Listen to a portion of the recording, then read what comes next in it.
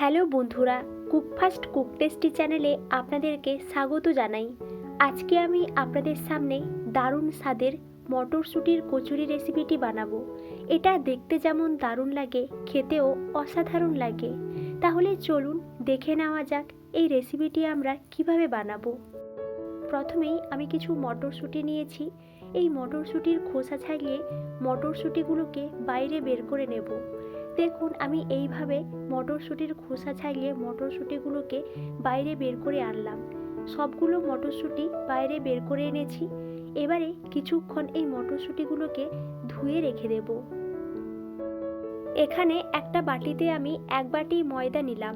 এর মধ্যে আমি 1 চা চামচ কালো জিরে, পরিমাণ মতো লবণ, 1 চামচ চিনি এবং 1 চামচ সাদা তেল দিয়ে দিলাম। সবগুলোকে প্রায় 5 মিনিট মতো ভালো করে একটু মাখিয়ে নেব। দেখুন, মুঠো করলে ময়দাটা হাতের মুঠোর মধ্যে চলে আসছে। ময়দাটা মাখানো হয়ে গেছে। এবারে আমি এর মধ্যে কম কম করে জল দিয়ে ময়দার একটা ডো তৈরি করে নেব। দেখুন, ময়দার ডোটা তৈরি করা হয়ে গেছে। এবারে আমি ঢাকা দিয়ে কিছুক্ষণ রাখবো।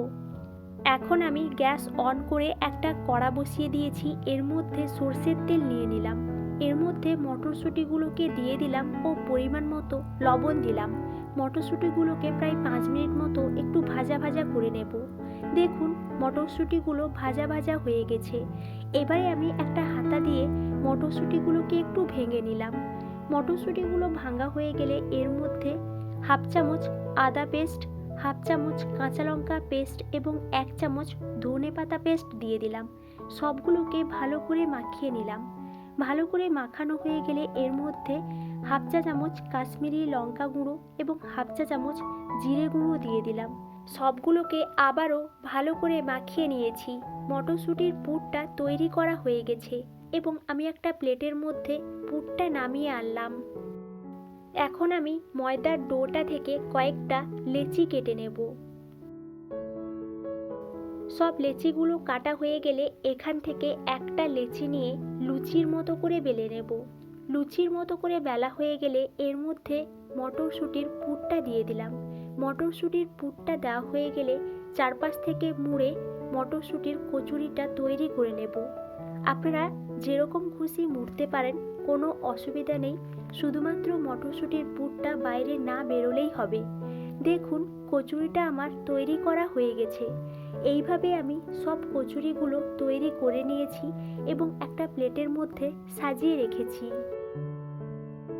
এবারে আমি কচুরিগুলোকে ভেজে নেব।